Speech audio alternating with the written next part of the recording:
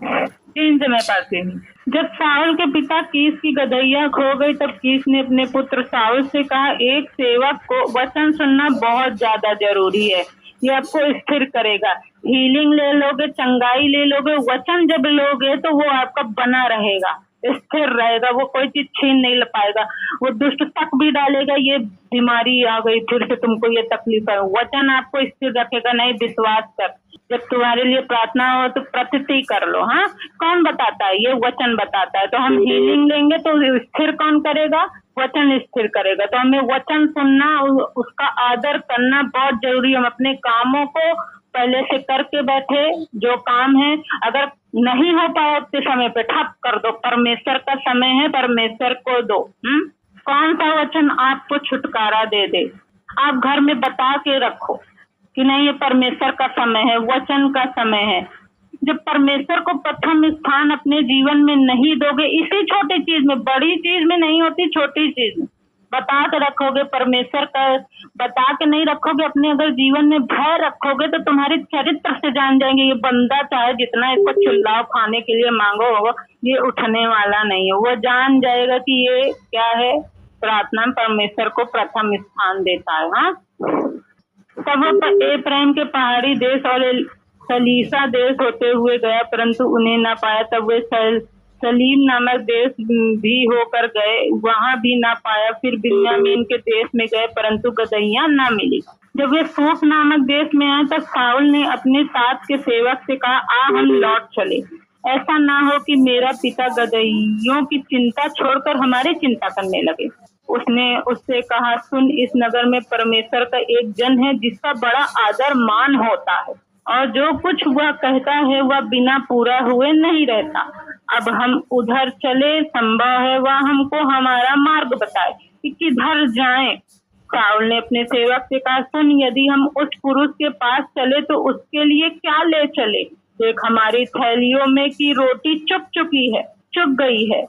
भेंट के योग कोई वस्तु है ही नहीं जो हम परमेश्वर के उस जन को दे।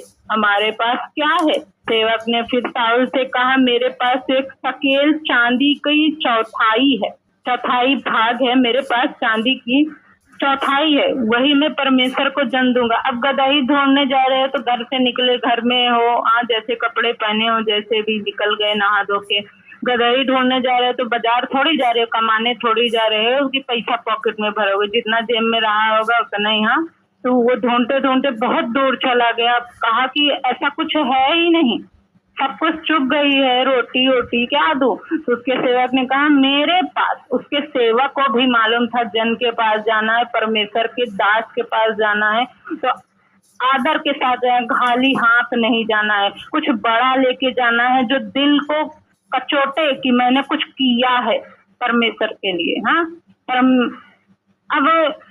अब इतना बड़ा दास है तो चांदी का सिक्का, हाँ, यही सब देगा। अब वो टॉफी लेकर तो जाएगा नहीं, बच्चा तो है नहीं कि उसका आदर मान करते, परमेश्वर जैसा दास है वैसे रिस्पेक्ट है। हाँ, तो उसने कहा, हमारी थैलियों में की रोटी चुक गई है, भेंट के योग कोई वस्तु है ही नहीं जो हम परमेश्वर के उस जन को दे। हमारे पास क्या है?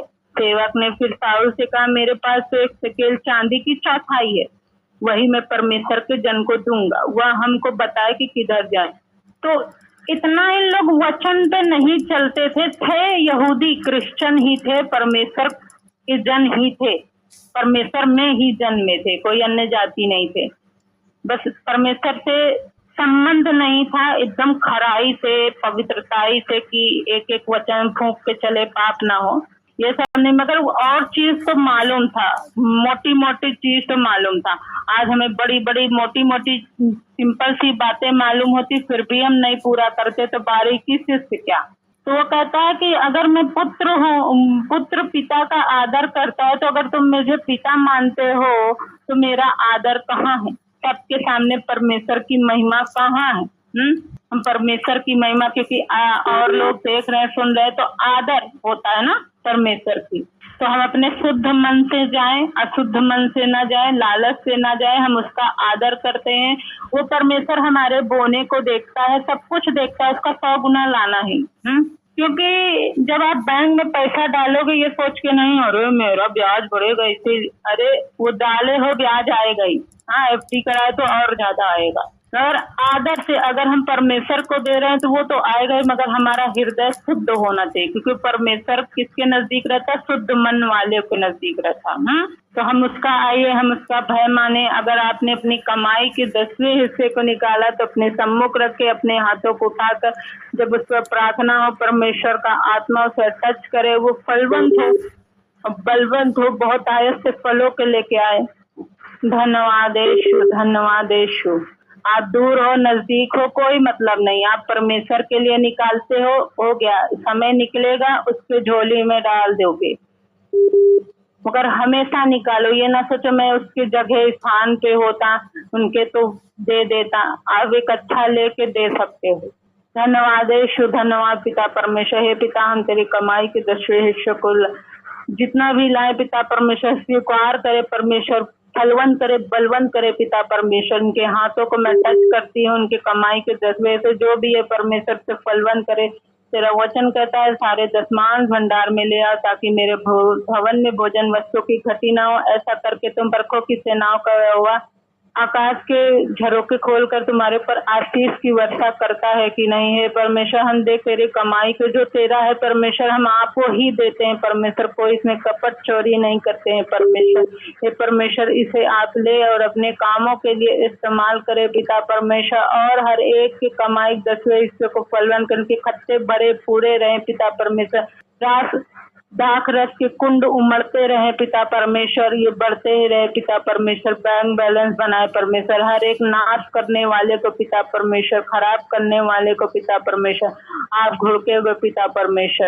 ऐसा आपने कहा परमेश्वर, ये अपने पड़ोसी से बेस्ट होंगे परमेश्वर, इनके बीमारियों पर परमेश्वर ध्यान दे परमेश्वर, इनके फजूल खर्ची को देखे परमेश्वर, जो व्यर्थ पैसे चले गए पिता परमेश्वर, तू तो विश्वास के द्वारा चंगा करता है परमेश्वर। हे मेरे परमेश्वर, इनके काम व्यर्थ के फिजूल खर्ची में ना जाए पैसे परमेश्वर, आपके कामों में लगे पिता परमेश्वर, सही चीजों में लगे पिता परमेश्वर। धन्यवाद करते हैं पिता परमेश्वर, धन्यवाद, हालेलुया हालेलुया, धन्यवाद। इनके दाखलताओं के फल कच्चे ना गिरे परमेश्वर, ये जो बोए हैं परमेश्वर 100 गुना फलों को ले आए, वो पकने पाए परमेश्वर, वो कच्चे ही अधूरे पे वो नाश ना हो, खत्म ना हो, वो जो इन्होंने स्टार्ट किया वो अधूरे पे बंद ना हो परमेश्वर, वो पूरा हो पिता परमेश्वर।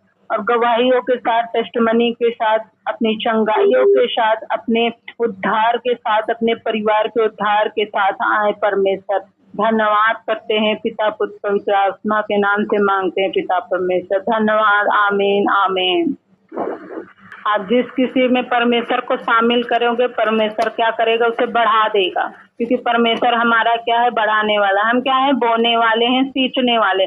पेड़ को बीज डाल के तो खींच के बड़ा नहीं कर सकते ना, उसमें फल लगा सकते हैं क्या? नहीं लगा सकते ना, तो सींच सकते हैं। बढ़ाने वाला परमेश्वर है। तो अगर हम बो रहे हैं तो हम अपने परमेश्वर को शामिल करें, वो बढ़ाने वाला परमेश्वर है। जिस चीज में आप शामिल करोगे वो बड़ा करेगा।